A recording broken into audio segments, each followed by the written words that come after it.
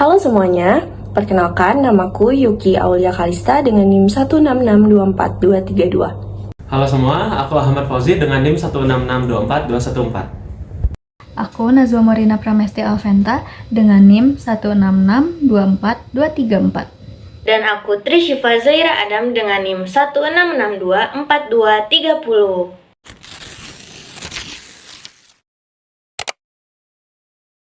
Assalamualaikum warahmatullahi wabarakatuh. Halo teman-teman, jadi kami dari kelompok 14 akan menjelaskan apa itu program Windrows. Sebelumnya, ayo kita perkenalkan dulu dengan Windrows. Windrows atau mawar angin adalah alat yang memberikan gambaran informasi tentang kecepatan dan arah angin di suatu lokasi. Windrows digambarkan dengan format melingkar yang berisi frekuensi hembusan angin dan arah tertentu. Setiap tingkatan lingkaran mewakili frekuensi yang berbeda-beda. Semakin keluar bagian lingkaran yang terisi, maka semakin tinggi pula frekuensi angin yang muncul. Penunjuk arah Windrows atau mawar angin biasanya menggunakan 16 arah mata angin, meskipun arah mata anginnya dapat dibagi lagi menjadi 32 arah. Lalu, apa saja manfaat dari program Windrows ini? Untuk manfaatnya dibagi menjadi 3 garis besar. Yang pertama, dalam pengelolaan sumber daya alam, khususnya sumber daya angin, sehingga dapat dilakukan dengan lebih efisien. Yang kedua, dapat mendorong masyarakat supaya ikut berpartisipasi dalam memanfaatkan sumber daya alam dengan sistem program yang lebih efektif. Yang ketiga, dapat memberikan alternatif program yang lebih cepat dan tepat untuk kebutuhan di masa yang akan datang. Apakah kalian merasa bahwa udara di sekitar kalian semakin dingin pada bulan-bulan terakhir? Hal tersebut dikarenakan adanya angin monsun dari Australia yang bergerak menuju benua Asia, yang salah satunya ada Indonesia. Oleh karena itu, dibutuhkan suatu diagram berupa diagram mawar atau Windrows untuk mengatur distribusi dan frekuensi kecepatan angin. Nah, pada tugas besar kali ini, kami memakai data dari arah dan juga kecepatan angin pada daerah Kabupaten Sumedang pada kurun waktu Oktober 2024 hingga November 2024. Data yang kami temukan adalah data dari arsip Badan Meteorologi, Klimatologi, dan Geofisika atau BMKG berupa diagram analisis suhu rata-rata di Indonesia. Dan memang, pada bulan tersebut ditunjukkan bahwa 3 bulan terakhir Indonesia ini mengalami penurunan suhu. Selain itu, kami juga mengambil data dari Meteoblue untuk spesifikasi suhu di daerah Kabupaten Sumedang, yaitu berupa anomali diagram untuk suhu rata-rata dan juga curah hujan, kondisi langit, suhu maksimum dan minimum, serta yang terakhir adalah arah kecepatan angin di Kabupaten Sumedang dan tentunya pada periode bulan Oktober 2024 hingga November 2024. Berdasarkan data yang telah kami peroleh, dekomposisi program sistem Windrows dapat dirincikan sebagai berikut. Yang pertama, data. Data diperoleh dari derajat tiap-tiap arah mata angin universal, dimulai dari 0, dan derajat arah angin ini berulang sebanyak 4 kali atas klasifikasi terhadap 4 pembagian rentang kecepatan angin. Yang kedua, pilihan menu atau opsi. Dalam menjalankan program ini, akan diberikan pilihan menu seperti halnya penginputan data kecepatan angin, menghitung kecepatan angin rata-rata, menampilkan Windrows, arah angin, serta menu untuk mengakhiri program. Yang ketiga adalah input data. Yang pertama, memasukkan data kecepatan angin yang akan diproses dan data akan memiliki satuan knot atau yang setara dengan 1 mil laut per jam.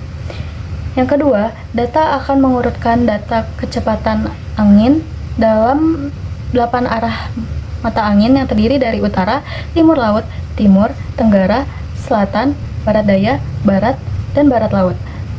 Yang ketiga, nilai yang diinput tidak boleh berupa bilangan negatif karena data kecepatan angin selalu bernilai positif. Dekomposisi yang keempat adalah hasil perhitungan kecepatan angin rata-rata. Di sini, sistem akan melakukan perhitungan dalam mencari nilai rata-rata dari data kecepatan angin yang telah dimasukkan, serta program akan menampilkan hasilnya setelah dihitung.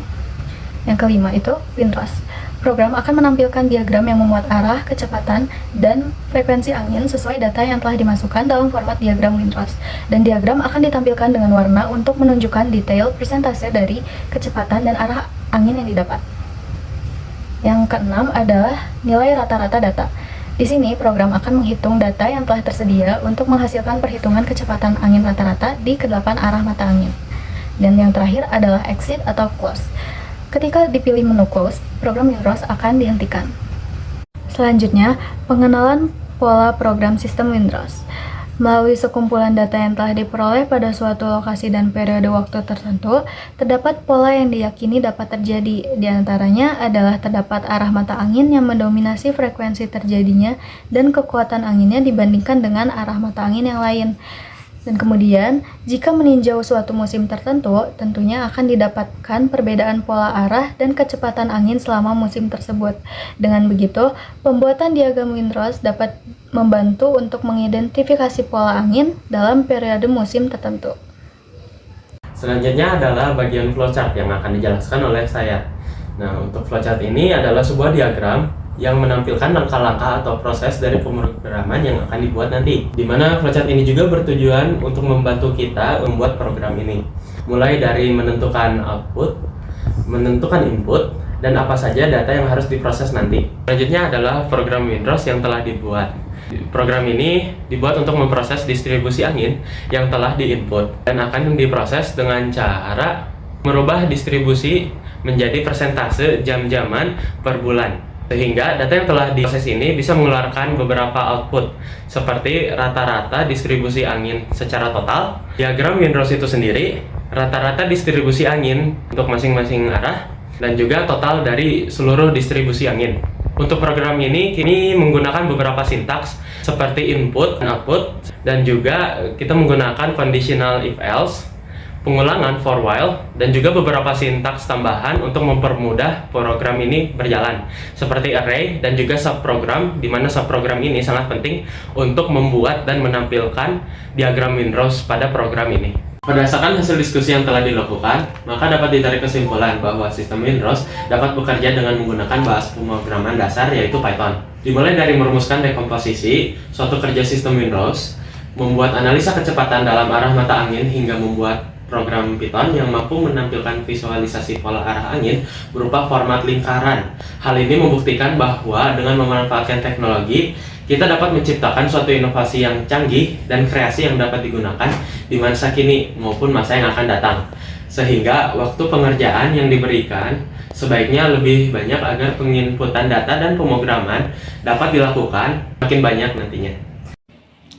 Sekian presentasi dari kelompok kami tentang Windrose. Wassalamualaikum warahmatullahi wabarakatuh.